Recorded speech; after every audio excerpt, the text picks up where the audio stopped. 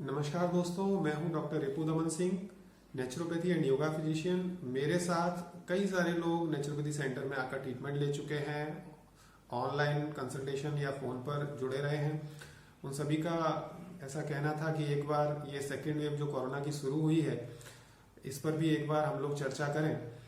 तो नेचुरोपैथी तरीके से हम लोग क्या क्या कर सकते हैं। जो नेचुरल एंटीबायोटिक्स इजीली अवेलेबल हैं, जिसमें कि हल्दी, गिलोय, तुलसी और नीम, इनका उपयोग हम अच्छे से करें। इनका काढ़ा प्रतिदिन पिएं।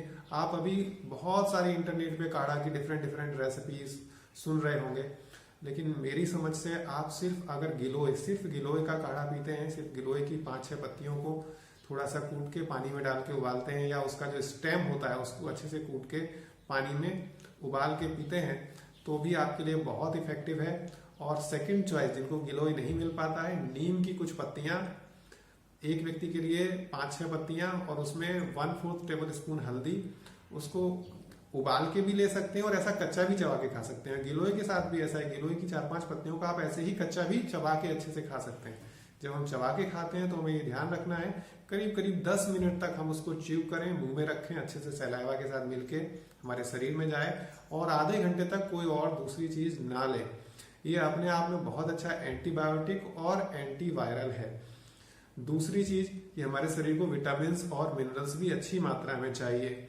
इसमें लेमन वाटर, नारियल पानी, ये बहुत उपयोगी है। लेमन में विटामिन सी बहुत अच्छी होती है, डॉक्टर्स अभी लगातार प्रिस्क्राइब कर रहे हैं, लिमसी वगैरह की टैबलेट्स दे रहे हैं। तो नींबू पानी और नारियल पानी ये बहुत अच्छा है। दूसरा जो बहुत इफेक्टिव है वो दाड़म का रस और मौसमी जूस, इन दोनों को मिक्स करके भी आप पी सकते हैं। एक एक भी पी सकते हैं। जिनको थोड़े बहुत सर्दी खांसी ऐसा रहती है तो वो दिन में 2 गिलास पिए, और नॉर्मल व्यक्ति जो स्वस्थ हैं वो रोज 1 गिलास दाड़म मौसमी का मिक्स जूस पीना ही पीना है। और जूस पीते समय ध्यान रखें कि जल्दबाजी में नहीं पीना है। जूस को ऐसे पीना है जैसे कि आप चाय को सिप करके धीरे धीरे पीते हैं। जब आप धीरे धीरे जूस को पियेंगे तभी उसका पूरा फायदा होगा, अन्यथा पूरा फायदा उसका नहीं होगा। तो ये आप लेते रहें, इससे सही मात्रा में, जहां डॉक्टर आपको मल्टीविटामिन ये सब प्रिस्क्राइब करते हैं उसी तरीके से और उससे भी ज्यादा इफेक्टिव तरीके से ये आपको नेचुरल चीजें फायदा पहुंचाएंगे। दूसरा, आपको अच्छा प्रोटीन भी चाहिए, इसलिए खाना भी संतुलित हो। इसमें मूंग का पानी या मूंग की दाल रोज खाने में लें, उसमें आपको अच्छा प्रोटीन मिलेगा। मैं व्यक्तिगत रूप से कहता हूँ। और भोजन में हमें क्या क्या वस्तुएं नहीं लेनी है, इसमें जो भी बेकरी प्रोडक्ट्स हैं, जैसे कि बिस्किट्स, ब्रेड और pizza, burger, sandwich, vada pav, ये सब चीज़ों को अवॉइड करें। आइसक्रीम्स न खुद खाएं न बच्चों को दें। एक और इम्पॉर्टेंट चीज़ ध्यान रखें कि फ्रिज का रखा हुआ ठंडा पानी ना पिएं। कोशिश करें कि फ्रिज में पानी आप ना ही रखें। अभी इस सीज़न में, इस गर्मियों में फ्रिज के अंदर पानी ना रखें। मटके का पानी पी सकते हैं, रूम टेम्परेचर का पानी पी सकते हैं, ये ध्यान रखना पड़ेगा। साथ साथ जो भोजन हम खाते हैं वो ताज़ा भोजन होना चाहिए, बासी रखा हुआ भोजन नहीं होना चाहिए। मैं इन चीज़ों के बारे में इसलिए बता रहा हूँ कि ये म्यूकस क्रिएट करते हैं, कफ क्रिएट करते हैं, आपकी इम्यूनिटी को लो करते हैं और सर्दी, खांसी, जुकाम जैसे सिम्टम्स पैदा कर सकते हैं, या आपके शरीर के इम्यून सिस्टम को डाउन करके आपको कोरोना होने के ज़्यादा प्रॉन कर सकते हैं। इसलिए इन सब चीज़ों को आप अवॉइड करें।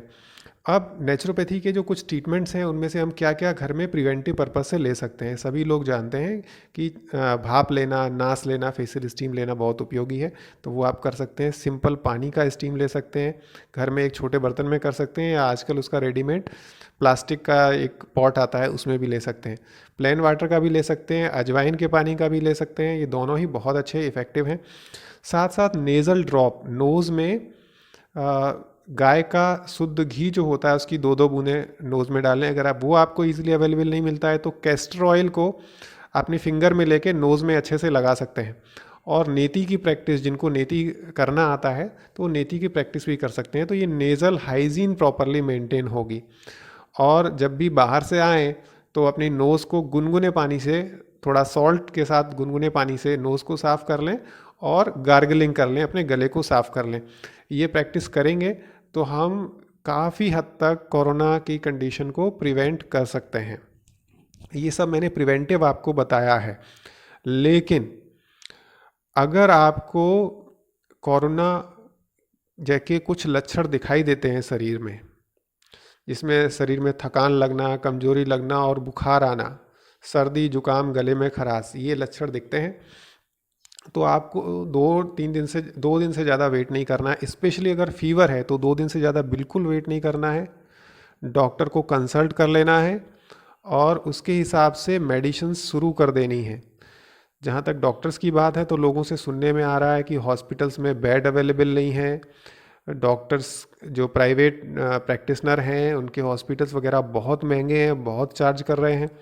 तो ये जो एक समस्या है, इससे बचने के लिए मैंने जो ऑब्ज़र्व किया है, मैं जो लगातार देख रहा हूँ, doctor K Aggarwal heart and lung foundation, जो हार्ट केयर फाउंडेशन है, उसको जो हैंडल कर रहे हैं, और वो इंडियन मेडिकल एसोसिएशन के डायरेक्टर रह चुके हैं, और उनके साथ बहुत सारे डॉक्टर्स मिलके काम कर रहे हैं। वो लोग ऑनलाइन कंसल्टेशन करते हैं, ऑनलाइन प्रिस्क्रिप्शन दे देते हैं ताकि आपको मेडिसिन्स आसानी से मिल सकें, और उनकी मेडिसिन काफ़ी सस्ती होती हैं और बहुत इफ़ेक्टिव होती हैं। ओवर मेडिकेशन नहीं है, ओवर यूज़ ऑफ एंटीबायोटिक्स नहीं है जो जनरल प्रैक्टिस में हम देख रहे हैं। ओवर यूज़ ऑफ एंटीबायोटिक्स भी अच्छा नहीं है। मैं कई डॉक्टर्स के प्रिस्क्रिप्शन देख रहा हूँ, वो 2-3 एंटीबायोटिक एक साथ दे रहे हैं जो हमारे शरीर के लिए अच्छा नहीं है। तो डॉक्टर के अग्रवाल के वीडियोस, कंसल्टेशंस, उनका तरीका मुझे व्यक्तिगत रूप से बहुत अच्छा लगा। तो आप लोगों को मैं सलाह दूंगा कि उनके वीडियोस को ऑब्जर्व कीजिए, कंसल्टेशन की ज़रूरत पड़े तो उनके साथ जुड़े हुए जो डॉक्टर्स का पैनल है, जो डॉक्टर्स की टीम है, उनके साथ कंसल्ट कीजिए। आपको एक सही सलाह मिलेगी और आप समय रहते बीमारी को कंट्रोल कर लेंगे, घर पे ही ठीक हो जाएंगे, हॉस्पिटलाइजेशन की ज़रूरत नहीं पड़ेगी। और कुछ साधन हमें घर पे रखने चाहिए अभी के समय में, जिसमें एक तो थर्मोमीटर, जिससे आप चेक कर सकें कि आपका बुखार कितना है, आपको देखना भी उसको आना चाहिए। तो डिजिटल थर्मोमीटर एक अच्छी कंपनी का, अच्छी क्वालिटी का ही लीजिएगा। दूसरा, एक पल्स ऑक्सीमीटर, ये बहुत ज़रूरी है, सबको अपने घर में रखना ही रखना है। और पल्स ऑक्सीमीटर को के बारे में थोड़ा सा आपको बता दूं कि इसको जब हम चेक करेंगे तो अपने राइट हैंड में या डोमिनेटिंग हैंड में, मतलब जिससे आप ज़्यादा काम करते हैं, जो लेफ़्ट हैंड से जो लोग ज़्यादा काम करते हैं वो अपने लेफ़्ट हैंड की मिडिल फिंगर पे चेक करें। जो लोग राइट हैंडेड हैं, ज़्यादातर लोग राइट हैंडेड ही हैं, तो राइट हैंड की मिडिल फिंगर में चेक करें।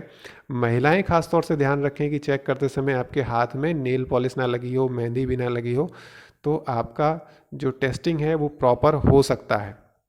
दूसरा क्या करें कि जरा सा भी आपको सिम्टम लगे तो पेट के बल लेटना, प्रॉनिंग जिसे बोलते हैं, पेट के बल ज़्यादा से ज़्यादा लेटना शुरू करें। सब लोग अपनी हैबिट डालना शुरू करें कि आप, जो हम योग में इसको मकरासन बोलते हैं, मकरासन स्थिति में विश्राम करें, मकरासन स्थिति में ज़्यादा से ज़्यादा रह सकें।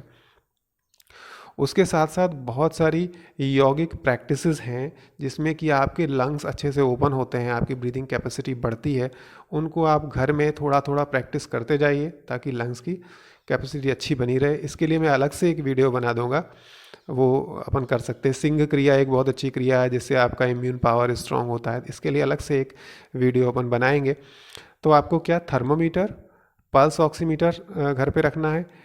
और जिनके घर में बीपी के पेशेंट हैं या 50 साल से ऊपर के लोग हैं तो वो एक बीपी मॉनिटर डिजिटल वाला भी घर पे रखें ताकि अपना बीपी भी मॉनिटर कर सकें। दूसरा, जिनके घर में डायबिटिक पेशेंट हैं तो एक ग्लूकोमीटर भी घर में रखें। अब ग्लूकोमीटर आप घर पे रखते हो तो उसमें भी एक बात ध्यान रखनी है कि आपको पता होना चाहिए कि शुगर कैसे टेस्ट करना है। ये तो जनरली लोगों को मालूम है कि फास्टिंग का शुगर लेना है। फास्टिंग का शुगर मतलब आपने 10 से 12 घंटे कुछ भी नहीं खाया हो सिवाय पानी के, तो वो फास्टिंग का शुगर होता है। खाना खाने के 2 घंटे बाद चेक किया हो, ये इस जगह पर हम रीडिंग्स लेते हैं।